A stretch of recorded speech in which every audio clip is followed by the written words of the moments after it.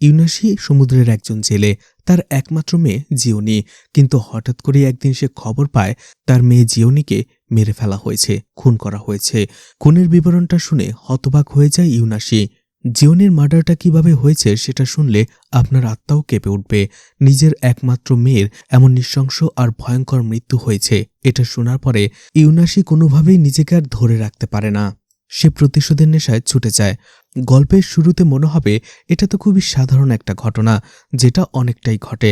কিন্তু ধীরে ধীরে যখনই এই রহস্যের মোড়গুলো খুলতে থাকবে তখনই বুঝতে পারবেন এক একজন মানুষের মুখ নামে মুখোশের আড়ালে কতটা ভয়ঙ্কর অন্ধকার আর কালো রহস্য লুকিয়ে থাকতে পারে। আর শেষের টুইস্টটা আপনার মাথায় ঘুরিয়ে দেবে।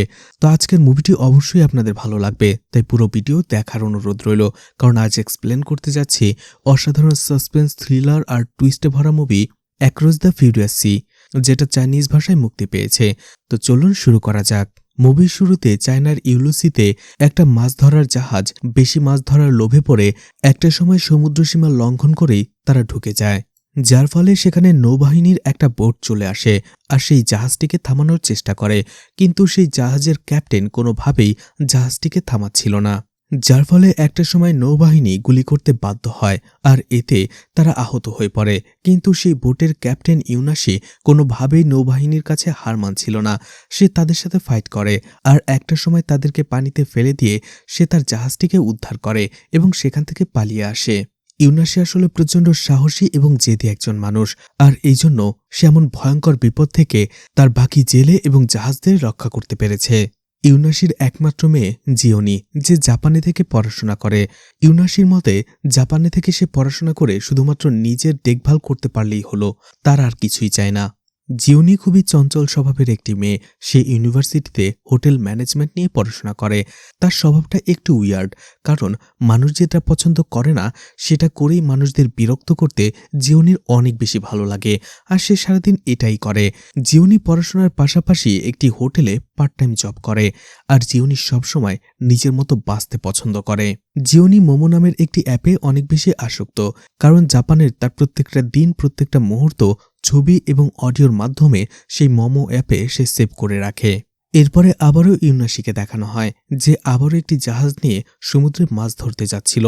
তখনই তার স্ত্রী নিমা তাকে কল করে, আর সে প্রচণ্ড রেগেছিল, কারণ তার আদরের মেয়ে জিওনি জাপান থেকে হঠাৎ করেই নিখোঁজ হয়ে গেছে। আর নিমা এখন জিওনিকে খোঁজার জন্য জাপানে এসেছে। কথাটা শুনে তড়িঘড়ি করে ইউনাশি জাপানে চলে আসে, যেখানে সে তার স্ত্রী নিমা এবং জিওনির বান্ধবী রোসার সাথে দেখা করে। ইউনাশি সেখানে জিওনির ব্যাপারে রোসাকে জিজ্ঞেস করে। রোসা বলে সে এবং জিওনি বেস্ট ফ্রেন্ড ছিল, কিন্তু গত 1 বছর ধরে জিওনি তাকে অ্যাভয়েড করে চলছিল। সে নতুন ফ্রেন্ড সার্কেল বানিয়ে ফেলেছিল। এছাড়া তার একজন বয়ফ্রেন্ডও রয়েছে, আর গত 6 দিন আগে তাকে দেখা গিয়েছিল শেষবারের মতো।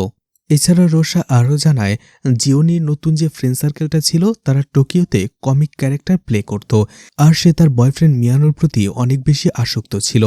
আর 6 দিন থেকে এই মিয়ানোকেও খুঁজে পাওয়া যাচ্ছে না। 6 দিন কথাটা শুনতেই ইউনাশির মনে পড়ে 6 দিন আগে জিওনি তাকে কল করেছিল, কিন্তু সে তার কলটা রিসিভ করতে পারেনি। রোসা বলে সে যখন জিওনিকে খুঁজে পাচ্ছিল না তখন সে পুলিশে কমপ্লেন করেছে। এদিকে এই সব কিছু শোনার পরে ইউনাশি একটু বিরক্ত হয়ে যায়, তার টেনশন হচ্ছিল। কিন্তু সেই টেনশনটা জিওনির জন্য নয়, বরং সমুদ্রে সে 10টা জাহাজ দাঁড় করিয়ে রেখেছে। সে সেখানে না গেলে সেই জাহাজগুলো মাছ ধরতে যেতে পারবে না। এতে নিমা প্রচণ্ড রেগে যায় আর বলে তোমার মেয়ে নিখোঁজ, তোমার মেয়ের চাইতে তোমার মাছ ধরাটা এখন বড় হলো। স্বামী স্ত্রীর মধ্যে ঝগড়া লেগে যায়, আর তাদের কথা থেকে রোসা জানতে পারে ইউনাশি এবং নিমার ডিভোর্স হয়ে গিয়েছিল যখন জিওনির বয়স 8 বছর। আর সেই 8 বছর বয়স থেকে ইউনাশি জিওনিকে বড় করে তুলেছে। যাই হোক, ইউনাশি ঠিক করে ফেলে জিওনিকে খুঁজে বের করেই তারপরে সে আবার সমুদ্রে ফিরবে। পরদিনই সে জিওনির ইউনিভার্সিটিতে চলে আসে, আর সেখান থেকে মিয়ানো অর্থাৎ জিওনির বয়ফ্রেন্ড যে হোস্টেলে থাকতো সেটার ঠিকানা পেয়ে যায়। এরপরে ইউনাশি সেই হোটেল রুমে চলে আসে, কিন্তু দরজায় নক করতেই সেখানে একটি ছেলে দরজা খোলে। ইউনাশি ছেলেটির কাছে মিয়ানোর কথা জিজ্ঞেস করে, তখন ছেলেটা বলে মিয়ানো 1 সপ্তাহ ধরে নিখোঁজ, তার কোনো খোঁজ খবর নেই। ইউনাশি হোস্টেলের বাইরে এসে দাঁড়িয়ে থাকে যে মিয়ানোর খোঁজটা এখন সে কোথায় করবে। কারণ যেহেতু রোসা বলেছে জিওনি মিয়ানোর সাথে অনেক বেশি অ্যাটাচ ছিল, তার মানে নিশ্চয়ই মিয়ানো জিওনির কোনো খোঁজ জানে। একটু পরে মিয়ানোর রুমে ছেলেটি নিচে চলে আসে আর ইউনাশিকে সেখানে দাঁড়িয়ে থাকতে দেখে একটা পানির বোতল দিয়ে চলে যায়। তার একটু পরেই রোশো ইউনাশির মোবাইলে সেই মিয়ানোর ফটো পাঠায়। মিয়ানোর ফটোটা দেখতেই ইউনাশি চমকে যায়, কারণ একটু আগে যে ছেলেটা পানি দিল সেই ছিল মিয়ানো। ইউনাশি নিশ্চিত হয়ে যায় যেহেতু মিয়ানো তার পরিচয় গোপন করেছে, তার মানে নিশ্চয়ই সে জিওনির ব্যাপারে কিছু জানে। সে তাকে ধাওয়া করে ধরার জন্য, আর মিয়ানো তার কাছ থেকে পালাতে শুরু করে। দুইজনের মধ্যে চেস শুরু হয়। মিয়ানো একটা সময় একটি সাবওয়ে স্টেশনের ভেতরে ঢুকে যায়, ইউনাশিও সেখানে ঢুকে যায়। আর মিয়ানোকে ধরার জন্য সে একটা সময় টিকিট ব্যারিয়ার লাফিয়ে পার হয়ে যায়, যার ফলে সেখানে যে সিকিউরিটি গার্ড ছিল তারাও ইউনাশির পিছু করতে থাকে তাকে ধরার জন্য। এদিকে ইউনাশি মিয়ানোকে সেই সাবওয়ে স্টেশনে হারিয়ে ফেলে, আর তখনই সিকিউরিটি গার্ডরা ইউনাশির কাছে চলে আসে তাকে ধরার জন্য। আর ঠিক ওই সময়টাতে নিমা তাকে কল করে জানায় পুলিশ জিওনির ডেড বডি একটা হোটেল রুমে খুঁজে পেয়েছে। নিজের মেয়ের মৃত্যুর কথাটা শুনে ইউনাশি যেমন একেবারে ফ্রিজ হয়ে যায়। সে কিছুই বুঝতে পারছিল না কি থেকে কি হয়ে গেল। মিয়ানোকে ধরার তার মধ্যে একটা জেদ চেপে বসে, আর তখনই সে মিয়ানোকে দেখে যে রেলওয়ে ট্র্যাক দিয়ে দৌড়াচ্ছিল। ইউনাশিও তাকে ধরার জন্য সেই রেলওয়ে ট্র্যাকে নেমে দৌড়াতে শুরু করে, কিন্তু মিয়ানো ছিল খুবই চালাক। সে ইউনাশিকে মেরে ফেলার মতো প্ল্যান করে সেখান থেকে পালিয়ে যায়। অন্যদিকে ইউনাশি অল্পের জন্য বেঁচে যায়। এরপরেই আমাদের ফ্ল্যাশব্যাকের ছোট একটা দৃশ্য দেখানো হয়, যেখানে মিয়ানো আর জিওনির প্রথম দেখা হয়েছিল। আসলে যে হোটেলে কাজ করত জিওনি, সেই হোটেলেই একটা রুম নিয়েছিল মিয়ানো। এরপরে যখনই জিওনি মিয়ানোর রুমটা মেনটেনেন্স করতে আসে, তখন সে তার ল্যাপটপটা খোলা দেখতে পায়। কৌতূহল নিয়ে সেই ল্যাপটপের দিকে তাকালেই সে একটি কমিক ক্যারেক্টার দেখতে পায়, আর এই কমিক ক্যারেক্টারটাই মিয়ানোর সামনের উৎসবে সাজতে যাচ্ছিল। জিওনির কমিক ক্যারেক্টারগুলো আগে থেকেই অনেক পছন্দ। অন্যদিকে মিয়ানো এইসবের প্রতি আসক্ত ছিল, যার ফলে জিওনি একটা সময় মিয়ানোকে ফ্যান্টাসি করতে শুরু করে। সে তার স্বপ্নের রাজকুমার বানিয়ে ফেলে, আর এই জন্য সে মিয়ানোর কাছে আসতে থাকে একা একাই। একটা সময় মিয়ানো জিওনির প্রতি আকর্ষণ অনুভব করে, আর সেখানে হোটেলে সে জিওনিকে কেক অফার করে। একজন স্টাফকে কেক অফার করেছে। এমন দয়ালু স্বভাব দেখার পরে জিওনি মিয়ানোর প্রতি আরও বেশি আকর্ষিত হয়ে পড়ে। কিন্তু আমরা সবসময় খালি চোখে যেটা দেখি সেটা কি সবসময় সত্যি হয়? এই ব্যাপারে আপনার মতামত কি? কমেন্টে লিখে জানান। একটা সময় মিয়ানো আর জিওনি দুজনে অনেক ক্লোজ হয়ে যায়, যার ফলে মিয়ানো তার এনিমি গ্রুপে একজন মেম্বার বানিয়ে নেয় জিওনিকে। এটা দেখে মিয়ানোর বন্ধুরা তার উপরে হাসতে শুরু করে। এদিকে তারা একে অপরকে ভালোবেসে ফেলে, এমনকি ফিজিক্যালিও অ্যাটাচ হয়ে যায় দুজনে। কিন্তু ধীরে ধীরে জিওনি বুঝতে পারে সে মিয়ানোকে যেমনটা ভেবেছিল মিয়ানো আসলে তেমন নয়। মিয়ানোর সাইকো স্বভাবটা ধীরে ধীরে তার সামনে আসতে শুরু করে। আসলে মিয়ানো টর্চার করতে ভালোবাসত, আর টর্চার করাটাই তার ভালোবাসার একটা নমুনা। ঘটনা এরপরে বর্তমানে চলে আসে। ইউনাশি তার মেয়ের লাশ দেখার জন্য মর্গে চলে আসে, আর সেখানে জিওনির লাশটা দেখে ইউনাশি শোকে পাথর হয়ে যায়। অন্যদিকে নিমার বুক ফাটা আহাজারি শোনা যায়। সেখানে পোস্টমর্টম ডক্টর ইউনাশিকে জানায় জিওনির পেটে 17 বার চাকু দিয়ে আঘাত করা হয়েছে, কিন্তু চাকুটা ছিল ডিনার নাইফ, অর্থাৎ তেমন ধারালো নয়, যার ফলে ক্ষতটাও তেমন গভীর ছিল না। আর এই আঘাতের ফলে জিওনির মৃত্যু হয়নি, কারণ আঘাত করার পরে হসপিটালে নিয়ে আসলেই জিওনি বেঁচে যেত। কিন্তু চাকু দিয়ে আঘাত করার 8 ঘন্টা পর পর্যন্ত যখনই জিওনির ট্রিটমেন্ট করা হয়নি, তখনই জিওনি ধীরে ধীরে মৃত্যুর কোলে ঢলে পড়ে।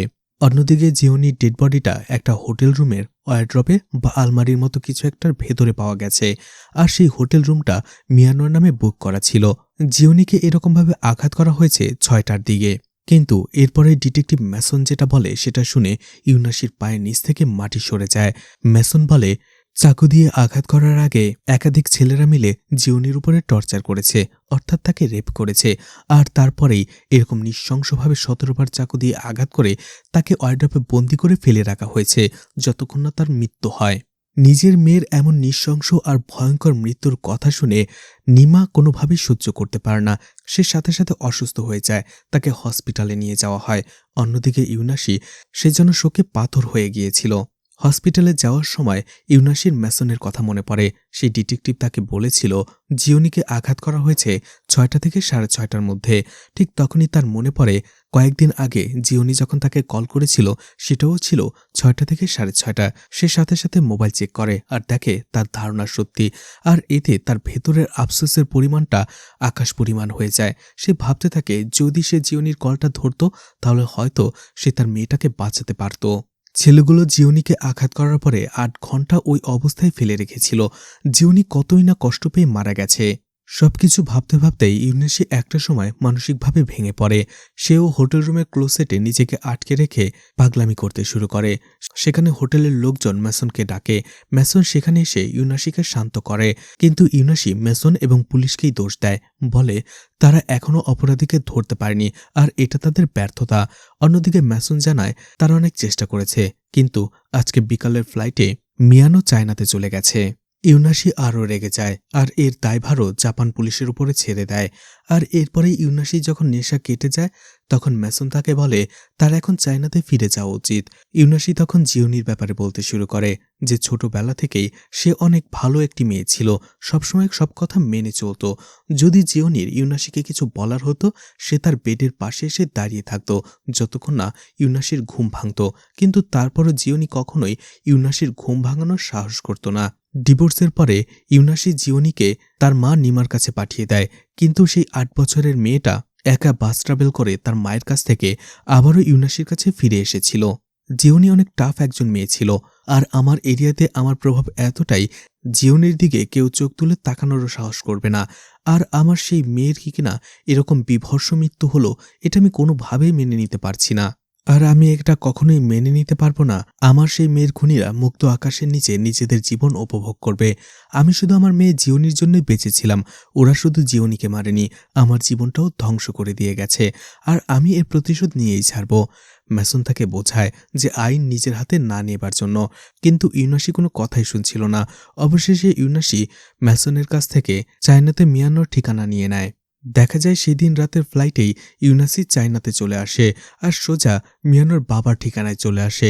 মিয়ানোর পরিবারটা ছিল মিলিয়নার পরিবার। ইউনাসি তাদের সেই বিশাল বাড়িতে ঢুকে মিয়ানোর নাম ধরে চিৎকার করতে থাকে। বাড়িতে তখন মিয়ানোর বাবা ডায়ল্যান ছিল। ডায়ল্যানের কাছে মিয়ানোর ঠিকানা জিজ্ঞেস করে। ডায়ল্যান যখন মিয়ানোর ব্যাপারে কিছুই বলছিল না তখন ইউনাসি তাকে প্রচণ্ড মারধর করে। একটা সময় ডায়ল্যান বলে মিয়ানো এখানে থাকে না আর কখনো আসেও নয়, আসবেও না। কিন্তু ডায়ল্যানের কথা পুরোপুরি বিশ্বাস করতে পারেনি ইউনাসি, আর এই জন্য সে তাকে ফলো করতে শুরু করে।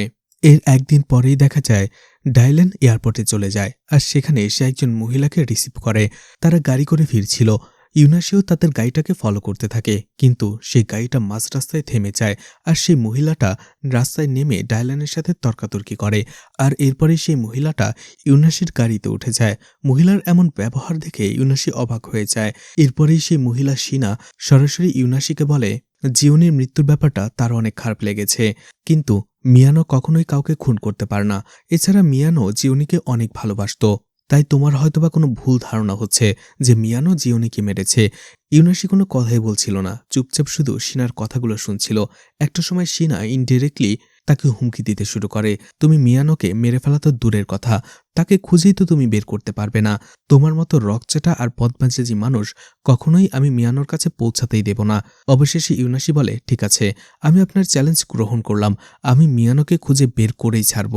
শিনাও হাসিমুখে সেই চ্যালেঞ্জটা গ্রহণ করে নেয়। শিনা ইউনাসিকে বলে, সারা জীবন ধরে তুমি ওকে খুঁজতে থাকবে, কিন্তু তারপরেও ওকে খুঁজে বের করতে পারবে না। আমি তোমাকে ওর কাছে পৌঁছাতে দেব না, আর এটা একটা মায়ের চ্যালেঞ্জ।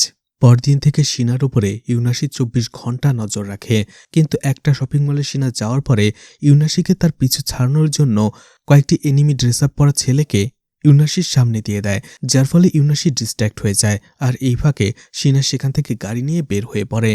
ইউনাসি প্রচণ্ড রেগে যায় আর সাথে সাথে শিনার বাড়ির সামনে যেয়ে চিৎকার করতে থাকে। ঠিক ওই সময়ে পুলিশ সেখানে চলে আসে।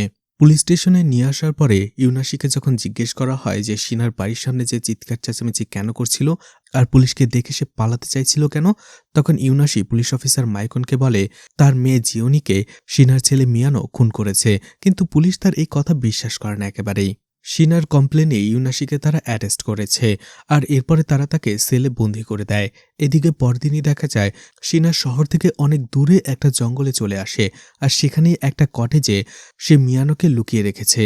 কিন্তু শিনা সেখানে পৌঁছানোর পরে হঠাৎ করেই দেখতে পায় কয়েকজন লোক দৌড়ে সেই কটেজের দিকে যাচ্ছে, অর্থাৎ সেই দুইজন লোক শিনাকে ফলো করছিল। এইদিকে কটেজের ভেতরে থাকা মিয়ানো প্রচণ্ড ভয় পেয়ে গিয়েছিল, যার ফলে সেই লোক দুটো যখনই কটেজের ভেতরে ঢোকে সে তাদের গুলি করে আহত করে ফেলে। শিনা তাদেরকে জিজ্ঞেস করে তারা কারা, এখানে কিভাবে এসেছে। তখনই সেই লোক দুটো বলে তারা ডাইলেনের হয়ে কাজ করে। আসলে ডাইলনও জানতে চায় যে মিয়ানোকে কোথায় লুকিয়ে রাখা হয়েছে। শিনা বুঝতে পারছিল না যে তাকে ফলো করা হলো কি করে, কারণ সে তো সব রাস্তা দিয়ে দেখেই এসেছে। তখনই দেখতে পায় ডাইলান তার গাড়ির ভেতরে একটা ট্র্যাকার লাগিয়ে দিয়েছিল গোপনে, আর সেটা থেকেই ফলো করে এই দুজন লোক সেখানে চলে এসেছিল। এরপরে শিনা ডায়ালানের সাথে দেখা করে এবং তাকে জিজ্ঞেস করে সেটা কেন করেছে। ডায়ালান বলে সেও মিয়ানোকে বাঁচাতে চায়, আর মিয়ানোকে বাঁচানোর সবথেকে ভালো উপায় হচ্ছে পুলিশের কাছে আত্মসমর্পণ করা। জেলেই মিয়ানোর সবথেকে নিরাপদ থাকবে, না হলে ওই বদমাজিজি লোকটা মিয়ানোর যে কোনো ক্ষতি করে ফেলতে পারে। কিন্তু শিনার কাছে সেটা মনে হয় না। শিনা মনে করে ডায়ালান শুধু মিয়ানোর উপরে প্রতিশোধ নেয়ার জন্য এটা বলছে যে তাকে পুলিশে দিতে হবে। কিন্তু কেন, এই কথা শিনা কেন বলল সেটাও ধীরে ধীরে জানা যাবে। এরপরে শিনা থ্রেট দেয় ডায়ালানকে আর বলে যদি মিয়ানোর কিছু হয় তাহলে ডায়ালানের ছোট মেয়ে ডেমিরও ক্ষতি হয়ে যাবে। আসলে ডায়ালান আর শিনার ডিভোর্স হয়ে গিয়েছিল, আর ডায়ালান দ্বিতীয় বিয়ে করে, আর সেই ঘরেরই মেয়ে হচ্ছে ডেমি। তাই শিনা ডায়ালানকে সাবধান করে দেয় কোনোভাবেই যেন মিয়ানোর লোকেশন ইউনাসি না পায়, কারণ মিয়ানোকে সে এই দেশ থেকে অন্য দেশে পাঠিয়ে দেবে। শিনা সেখান থেকে চলে যাবার পরে দেখা যায় ডায়ালান প্রচণ্ড রেগে যায়। এদিকে জেলের ভেতরে ইউনাসিকে দেখানো হয় যে বারবার ভাবছিল কিভাবে এখান থেকে বের হওয়া যায়, আর জিওনির কথা মনে করছিল। তখনই আমাদের আরও একটা ফ্ল্যাশব্যাক দেখানো হয় যেখানে জিওনি একটা নাইট ক্লাবে অন্য একটা ছেলের সাথে নাচছিল। আসলে এটা জিওনির আরও একটা বয়ফ্রেন্ড, আর তার সাথেও সে ফিজিক্যালি অ্যাটাচ। আর এটা যখন মিয়ানো জানতে পারে সে মনে করে জিওনি তাকে চিট করেছে, কিন্তু জিওনি বলে আরে এটা তো এখন কমন, আসলে আমার কয়েকজনের সাথেই সম্পর্ক রয়েছে। সে এটা নর্মালি বলে চলে যায়, কিন্তু মিয়ানো এটা মেনে নিতে পারে না। আর এই জন্য জিওনির সেই বয়ফ্রেন্ড একটা কচ্ছপ পালত, আর সেই কচ্ছপটাই কেটে রান্না করে মিয়ানো সেই ছেলেটাকেই খাইয়ে দেয় ওই ছেলেটার অজান্তে। ছেলেটা যখন এটা জানতে পারে সে মানসিকভাবে একেবারে ভেঙে পড়ে। এছাড়া ছেলেটিকে আঘাত করে। সেই ছেলেটি এই কথাগুলো জিওনিকে বলে। ঠিক তখনই সেখানে মিয়ানো চলে আসে, আর ঠিক একই রকম আঘাত করে নিজেরও একটা দাঁত ফেলে দেয় মিয়ানো। আর মিয়ানো জিওনিকে বলে সে তাকে অনেক ভালোবাসে, সে শুধু তাকে নিজের করে পেতে চায়, সে তাকে অন্য কারোর সাথে ভাগ করতে পারবে না। মিয়ানোর এইসব কাজ দেখে জিওনি তার উপরে আবারও ইমপ্রেস হয় এবং মিয়ানোর আরও কাছাকাছি আসতে শুরু করে। ঘটনা আবারও বর্তমানে চলে আসে। মাইকন জানতে পেরে গিয়েছিল ইউনাসি ঠিক বলেছে, তার মেয়ে মারা গেছে আর তার ফিউনারেলও এখনো হয়নি। এরপরে মাইকন ইউনাসির সাথে কথা বলে আর বলে জাপানে জিওনির শেষক্রিয়া করার দিন ঠিক হয়ে গেছে, তুমি সেখানে চলে যাও, তোমার মেয়ের কথা ভেবে আমি তোমাকে ছেড়ে দিচ্ছি। আর এরপরে মাইকন তার সামনে ইউনাসির নামের লেখানো রিপোর্টটাও ছিঁড়ে ফেলে, সে যেন এটা নিয়ে আর কোনো ঝামেলা না করে। এছাড়া মাইকন ইউনাসিকে কথা দেয় যখনই জাপান থেকে জিওনির মার্ডার কেসের রিপোর্টটা তার কাছে চলে আসবে তখনই সাথে সাথে সে ইনভেস্টিগেশন শুরু করবে, আর শিনার ছেলে যদি অপরাধী হয় সে তাকে অবশ্যই অ্যারেস্ট করবে। ইউনাসি কিছু না বলেই সেখান থেকে চলে আসে, কিন্তু সে হাল ছাড়েনি। শিনার বাড়িতে এসে তার গাড়ির মধ্যে তার ছেঁড়া রিপোর্টটা রেখে যায় যাতে শিনা বুঝতে পারে সে জেল থেকে বের হয়ে এসেছে। এদিকে শিনা তার পাওয়ার খাটিয়ে ইমার্জেন্সি মিয়ানোর জন্য একটা ইউএসের ভিসা বের করে নেয়।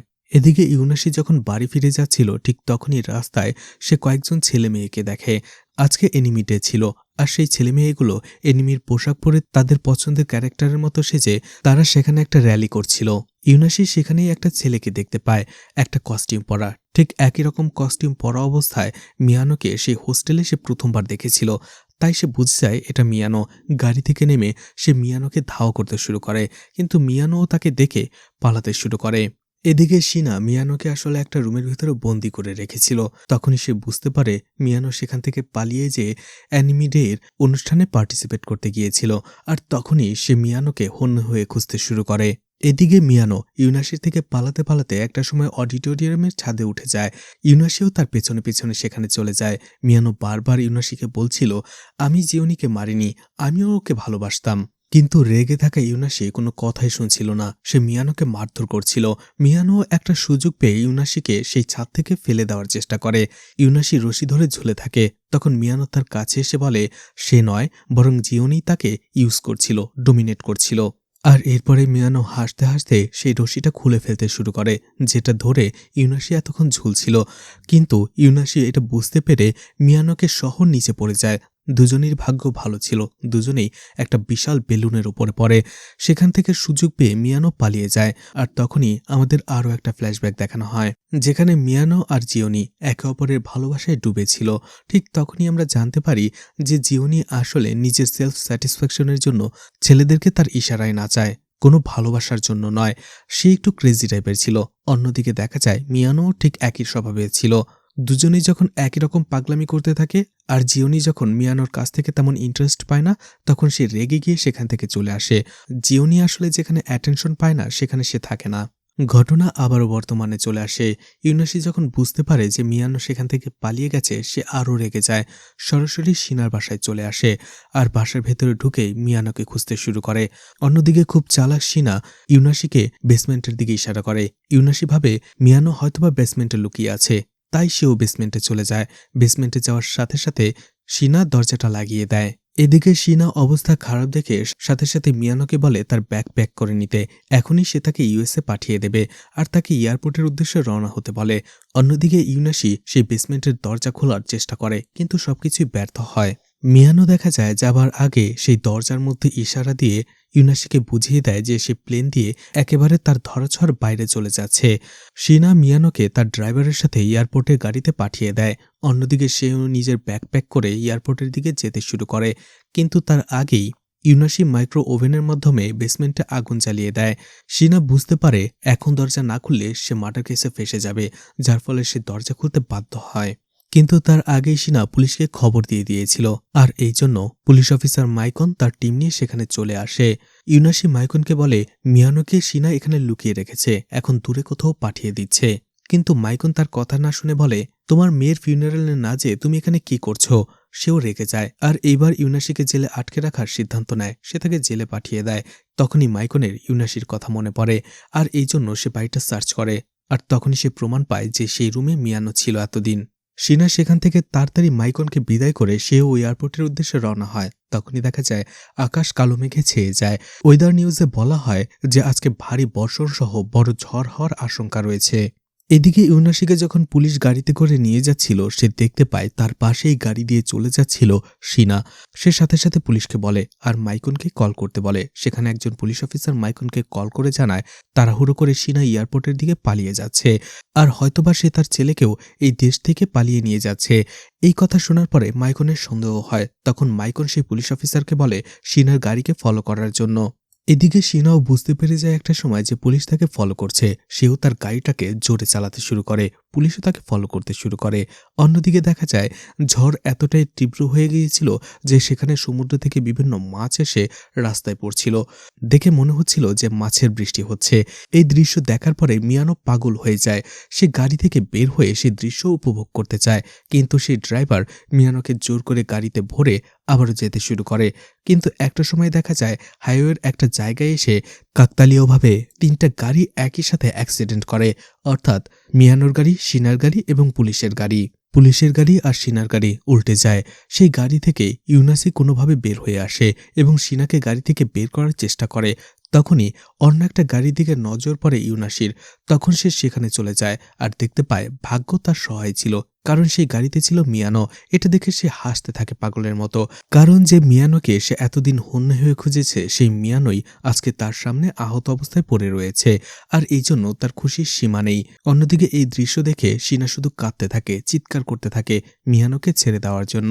ইউনাসি তখন শিনাকে ছেড়ে আহত মিয়ানোকে নিয়ে সেখান থেকে চলে যায়। শিনা অবশেষে পুলিশে কমপ্লেন করে, আর সেই কমপ্লেনের ভিত্তিতেই পুলিশ 10 ঘন্টা পরে ইউনাসিকে অ্যারেস্ট করতে সক্ষম হয়।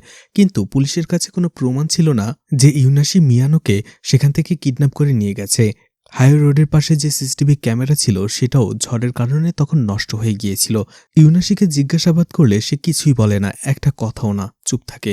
অন্যদিকে শিনা তার ছেলের জন্য উতলা হয়ে যাচ্ছিল। সে প্রচণ্ড টেনশনে পড়ে গিয়েছিল। খবর পেয়ে সেখানে ডায়ালান চলে আসে। সেও মিয়ানোর জন্য টেনশন করতে থাকে। অবশেষে সিদ্ধান্ত নেয় শিনা সেই ইউনাসির সাথে যে কথা বলবে। ইউনাসিকে সে বলে, আমার ছেলে মিয়ানো কি জীবিত আছে? ইউনাসি বলে, আমি কি করে জানবো? এরপরে শিনা বলে, ঠিক আছে, তুমি তোমার চ্যালেঞ্জে জিতে গেছো আর আমি হেরে গেছি। এখন আমার ছেলের কাছে আমাকে নিয়ে যাও। ইউনাসি বলে, আমার মেয়ের ফিউনারাল থেকে ফিরে আসার পরে সেটা ভাববো। শিনা বুঝতে পারে ইউনাসি চাইছে যেন পুলিশ তাকে ছেড়ে দেয়।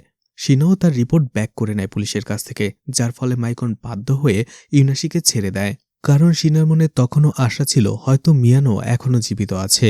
এইদিকে ইউনাশি জাপানে চলে আসে, রোসার সাথে দেখা করে, আর এরপরেই তাকে একটা ভিডিও দেখায় যেটা মিয়ানোর মোবাইল থেকে পেয়েছে। আর সেই ভিডিওতে মিয়ানো এবং তার বাকি 3 বন্ধু জিওনির উপরে টর্চার করছিল, তাকে রেপ করছিল।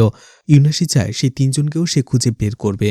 রোসো বলে সে তাদের খোঁজ নেবে, হয়তোবা এমনও হতে পারে তারা জিওনির ফিউনারালে আসবে। এদিকে ইউনাশি এবং নিমা জিওনির ফিউনারাল করতে শুরু করে। তখনই মাঝে মেসেজ আসে রোসার সেই মেসেজে বলছিল মিয়ানোর সেই 3 বন্ধু এখন একটা বারে রয়েছে, সেই বারের ঠিকানাও সে দিয়ে দেয়। প্রতিশোধের আগুনে জ্বলতে থাকা ইউনাশি মেয়ের ফিউনারাল মাঝে রেখেই চলে আসে।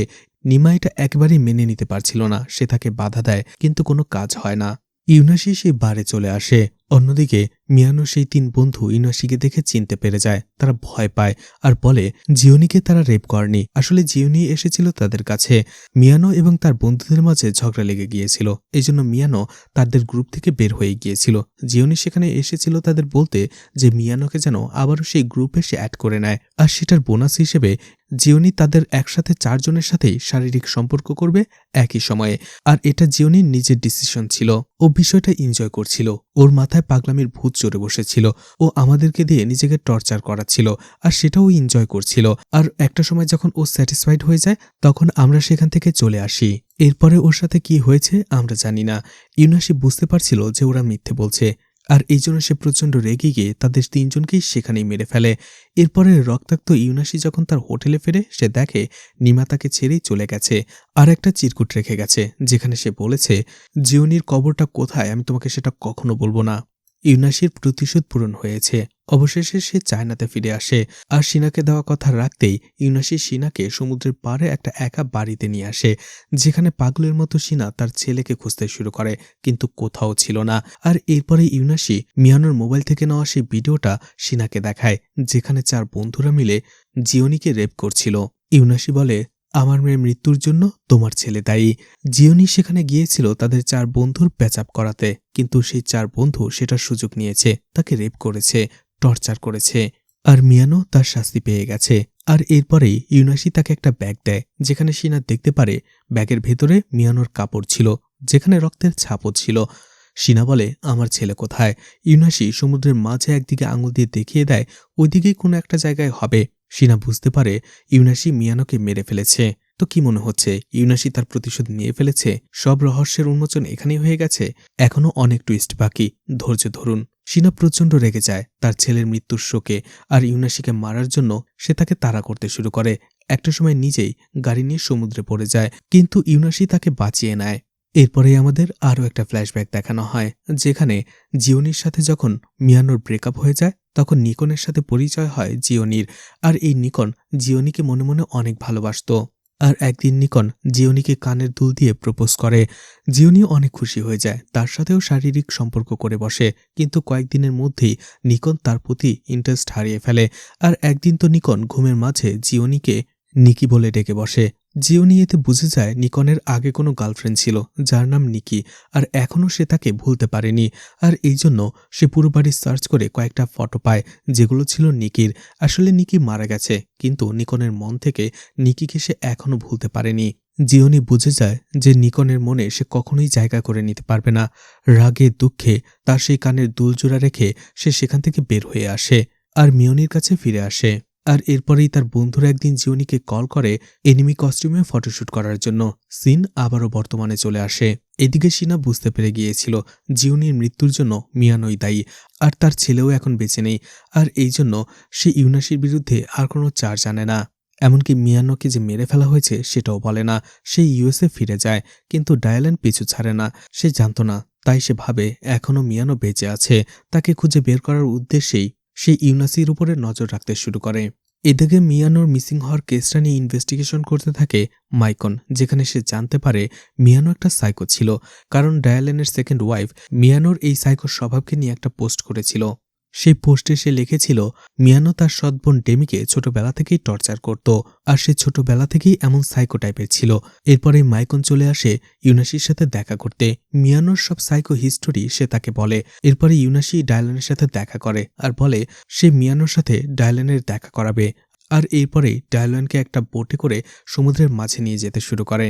সমুদ্রের মাঝে নিয়ে আসার পরে ইউনাসি ডায়ালনকে একটা লাইট হাউস দেখায় আর বলে মিয়ানো সেখানেই রয়েছে। কিন্তু ইউনাসি সেখানে বোটের নোঙর ফেলে দেয়, যার ফলে বোটটা সেখানেই থেমে যায়। ইউনাসি ডায়ালনকে বলে মিয়ানো ছোটবেলা থেকেই সাইকো ছিল। 9 বছর বয়সে সে তার অসুস্থ দাদির ভেন্টিলেটর টিউব খুলে তাকে মেরে ফেলে। তুমি আর শিনা সেটা জানতে, কিন্তু তোমরা এটাকে আড়াল করে গেছো। তোমার মায়ের মৃত্যুটাকে স্বাভাবিক বলে সবাইকে বুঝিয়েছ। যখন তোমার আর শিনার ডিভোর্স হয়ে যায়, এতে আরও বেশি অ্যাগ্রেসিভ হয়ে যায় মিয়ানো। সে ছোটখাটো পোকামাকড় পশু পাখিদের মারতে শুরু করে। একবার তো সে নিজেই পানিতে পড়ে গিয়েছিল, মরতে মরতে বেঁচে গেছে। মিয়ানোকে শিনা তোমার কাছে রেখেই চলে গেছে। বড় হতে হতে মিয়ানোর পাগলামিটা আরও বেশি বেড়ে যায়। আর একবার সে তার সৎবোন ডেমিকে জাম্প রাইড থেকে ধাক্কা দিয়ে ফেলে দেয়, যার ফলে 3 বছরের ছোট্ট মেয়ে ড্যামির প্যারালাইজড হয়ে যায়। আর এখন সে হুইল চেয়ারে তার জীবন কাটাচ্ছে। আর সেই দিন থেকে তুমি মিয়ানোকে ঘৃণা করতে শুরু করো। অন্যদিকে মিয়ানো তোমাকে ঘৃণা করতে শুরু করে। শুধুমাত্র প্রপার্টির জন্য মিয়ানো তোমার সাথে সম্পর্ক রেখেছিল, কিন্তু এটা তোমার সেকেন্ড স্ত্রী কোনোভাবেই মেনে নিতে পারছিল না। যখন সে জিওনির মার্ডার কেসে সাসপেক্ট হয়, তুমি চাইছিলে ওকে পুলিশে ধরিয়ে দেওয়ার জন্য, যাতে করে ওর খুনের জন্য ফাঁসি হয়। কারণ তুমি জানতে ও সাইকো, ওই এই কাজটা করেছে। তুমি নিজের হাতে ওকে শাস্তি দিতে চাইছিলে না, আর এই জন্য তুমি আইনের সাহায্য নিতে চেয়েছিলে। যতক্ষণ না তুমি জানতে পারছো যে মিয়ানো জীবিত নাকি মৃত, ততক্ষণ পর্যন্ত তুমি তোমার সম্পত্তি ভোগ করতে পারছিলে না। আর এই জন্য তুমি শুধু খোঁজ নিতে চাইছিলে যে মিয়ানো জীবিত আছে নাকি মৃত। বাবা হিসেবে সন্তানকে খোঁজা এসব কিছু ছিল তোমার শুধু একটা নাটক। এসব কথা শুনে প্রচণ্ড রেগে যায় ডায়ালন, আর রেগে গিয়ে সে ইউনাসকে মারতে শুরু করে। কিন্তু দুর্ঘটনাবশত একটা ভারী হুক তার মাথায় এসে আঘাত করে, যার ফলে ডায়ালন সেখানেই মারা যায়। এভাবেই কয়েকদিন কেটে যায়, আর এরপরেই আসে আসল টুইস্ট। জাপান থেকে সেই ডিটেকটিভ ম্যাসন চলে আসে ইউনাসির সাথে দেখা করতে, এবং ইউনাসিকে সে একটা পেপার কাটিং দেয়, যেখানে মোমো অ্যাপের একটা আইডি এবং সেটার পাসওয়ার্ড ছিল। ম্যাসন বলে যখন জিওনি জাপানে ছিল তখন এই অ্যাপের মাঝে প্রত্যেক দিনের মেমোরি সেভ করে রাখত, ছবি, ভিডিও, অডিওর মাধ্যমে। আর এই আইডি আর পাসওয়ার্ডটা হচ্ছে জিওনির, আর তার মনের কথাগুলো সেখানে লিখে রেখেছিল। এই অ্যাপটা এবং সেখানে থাকা সব ইনফরমেশনগুলো জিওনির কেসটার সমাধান করতে আমাদের অনেক সাহায্য করেছে। তুমি ওর বাবা, তুমি যদি নিজের মেয়েকে সঠিকভাবে চিনতে চাও, বুঝতে চাও, তাহলে তোমারও সেই সব কিছু দেখা দরকার। ইউনাসি এতে তেমন কোনো ইন্টারেস্ট দেখায় না। ম্যাসন সেখান থেকে যাওয়ার সময় ইউনাসিকে বলে তার এই প্রতিশোধ পরায়ণ মনোভাব বাদ দিতে হবে, নাহলে সে নিজেই একদিন আফসোস করবে। কারণ জিওনিকে মিয়ানো বা তার বন্ধুরা মারেনি। তার বডিতে চাকু দিয়ে আঘাত করা সেই 17টা আঘাতের চিহ্ন অন্য কেউ করেনি, বরং জিওনি নিজেই করেছে। কারণ সেই ডিনার নাইফে শুধুমাত্র জিওনির ফিঙ্গারপ্রিন্ট পাওয়া গেছে, আর কারণ নয়। জিওনি মেন্টালি আনস্টেবল ছিল, আর আঘাত করার পরেও জিওনি ইচ্ছে করলে সহজেই নিজেকে বাঁচিয়ে রাখতে পারত ট্রিটমেন্ট করে, কিন্তু সে সেটা করেনি। এটা এক প্রকার সুইসাইড। আর মারা যাওয়ার আগে সে শুধুমাত্র তোমার সাথে কথা বলতে চেয়েছিল, কিন্তু তুমি তার ফোন রিসিভ করনি। এরপরেই জিওনি নিজেকে ওই অবস্থায় হোটেল রুমের সে ক্লোসেট, অর্থাৎ সে আলমারির মতো জায়গাটায় বন্দি করে রাখে, আর সেখানে সে রক্ত দিয়ে কিছু ড্রয়িং আঁকে। সেই ছবিগুলো ম্যাসন ইউনাসিকে দেখায়। এরপরে ইউনাসি হতবাক হয়ে যায়, আর সাথে সাথে মোমো অ্যাপে আইডিতে লগ ইন করে। আর এরপরে সিন আবারও ফ্ল্যাশব্যাকে চলে যায়, যেখানে জিওনির ছোটবেলা দেখানো হয়। ইউনাসির সাথে নিমার যখন ডিভোর্স হয়ে যায়, জিওনি তার কাছেই ছিল, আর জিওনির সাথে সে সবসময় কড়া ব্যবহার করত। নিজের যা ইচ্ছে মনে চাইত সেটা সে জিওনির উপরে চাপিয়ে দিত। তার মন চাইছিল হুটহাট করে লাথি দিয়ে জিওনিকে সে সমুদ্রে ফেলে দিত, তাকে বলতো সেখান থেকে উঠে আসার জন্য। হিম শীতল পানিতে তাকে সুইমিং করাতো। এরপরে যখন সে অসুস্থ হয়ে পড়ত, তখন ঠান্ডার টাওয়েল তার মুখের ওপরে রেখে তার ট্রিটমেন্ট করত। ইউনাসি কখনো বোঝারই চেষ্টা করেনি এতে জিওনির কতটা কষ্ট হচ্ছে। সে একবার জোর করে তাকে নিমার কাছে পাঠিয়ে দিতে চেয়েছিল, কিন্তু জিওনি জেদ করে একাই সেখান থেকে ফিরে আসে। আর এরপরে ইউনাসি যখনই সমুদ্রে মাছ ধরতে যেত, জিওনিকে সে ছোট্ট একটা রুমের ভেতরে বন্দি করে রাখত, যে ঘরে আলো প্রবেশ করত না। জিওনি সবসময় চাইত যে তার বাবা তাকে ভালোবাসুক, কিন্তু ইউনাসি সবসময় তাকে কঠোর শাসনে রাখত, তাকে মেন্টালি টর্চার করত। ধীরে ধীরে মানসিকভাবে অসুস্থ হয়ে পড়ে জিওনি। সে মাঝে মধ্যেই স্বপ্ন দেখত তার বাবা তার জন্য সুইসাইড করেছে, আর এই জন্য জিওনি কখনো তার বাবাকে কিছুই বলতো না নিজের ব্যাপারে। ছোটবেলায় ইউনাসি জিওনির সাথে যা যা করেছে সেই সবকিছুর প্রভাব পড়তে থাকে তার ব্রেনে। ধীরে ধীরে সে একজন মানসিক রোগীতে পরিণত হয়। সে নিজেকে ঘৃণা করতে শুরু করে। নিজের বডিকে টর্চার করতে জিওনির ভালো লাগতো, ছোটবেলায় জিওনির যখন সবথেকে বেশি তার বাবাকে প্রয়োজন হতো তখন ইউনাসি কখনোই তার পাশে ছিল না। জিওনিকে একটা রুমে বন্দি করে রেখে সে মাছ ধরতে চলে যেত। আর এই জন্য ধীরে ধীরে জিওনি নিজেকে আরও গুটিয়ে নেয়। সে নিজেকে ইচ্ছে করে একটা ক্লোসেটের মধ্যে আটকে রাখত। ইউনাসির বুকটা যেন ফেটে যাচ্ছিল। সে সেই পুরনো ক্লোসেটটা খোলে যেখানে কিছু ড্রয়িং দেখে যেগুলো জিওনি ছোটবেলায় করেছিল। আর হোটেলের সেই ক্লোসেটে রক্ত দিয়ে জিওনি ঠিক একই রকম ড্রয়িং করে গিয়েছিল মারা যাবার আগে। জিওনি ছোটবেলা থেকেই সূর্য অনেক পছন্দ করত, কিন্তু তার পুরো জীবনটাই ঢেকে গিয়েছিল অন্ধকারে। সে ছোটবেলা থেকেই অন্ধকারে বড় হয়েছে আর মারাও গিয়েছে অন্ধকারে। ইউনাসি অবশেষে নিজের ভুল বুঝতে পারে। ইউনাসি বুঝতে পারে জিওনির খুনি মিয়ানো বা অন্য কেউ নয়, বরং সে নিজেই। নিজের ভুল বুঝতে পারে ইউনাসি ছুটে চলে যায় জাপানের সেই কবরস্থানে, কিন্তু সেখানে জানতো না যে জিওনির কবরটা কোথায়। এতগুলো কবরের মাঝে কোনো এক অন্ধকারে লুকিয়ে আছে জিওনি। সেখানেই কান্নায় ভেঙে পড়ে ইউনাসি। কিন্তু এখন মারা যাবার পরে কেঁদেই বা কী লাভ, কারণ জিওনির জন্য তার বাবা মা কখনো ছিলই না যখন জিওনির তাদের সবথেকে বেশি প্রয়োজন ছিল। এরপরে ইউনাসি আবারও চায়নাতে ফিরে আসে আর সেই লাইট হাউসে যায় যেখানে সে মিয়ানোকে এখনও আটকে রেখেছিল। মিয়ানোকে সে ছেড়ে দেয় আর সেখানেই বসে মাইকনকে সে কল দেয়, তাকে অ্যারেস্ট করতে বলে। মিয়ানো সেই 3 বন্ধুকে মারার অপরাধে আর সবথেকে বড় অপরাধ সে তার নিজের মেয়েকেই সুইসাইড করতে বাধ্য করেছে, সেটার শাস্তি সে নিজেকে দিতে চায়। আর মুভিটি এখানেই শেষ হয়ে যায়। তো এই মুভিটি আপনাদের কাছে কেমন লেগেছে কমেন্ট করে জানাতে পারেন। এছাড়া কোনো প্রশ্ন থাকলে কমেন্ট বক্সে লিখে যেতে পারেন, আমি উত্তর দেব। এছাড়া আপনারা আর কোন ধরনের মুভি দেখতে পছন্দ করেন সেটাও কমেন্টে লিখে জানান। আর মুভিটা ভালো লাগলে লাইক কমেন্ট শেয়ার করে পাশে থাকতে পারেন। তো আজকের মতো বিদায় নিচ্ছি। আবারও দেখা হবে নতুন কোনো মুভি বা ওয়েব সিরিজ নিয়ে। ততক্ষণ পর্যন্ত ভালো আর সুস্থ থাকবেন সবাই। আজকের মতো বিদায় নিচ্ছি। আল্লাহ হাফেজ।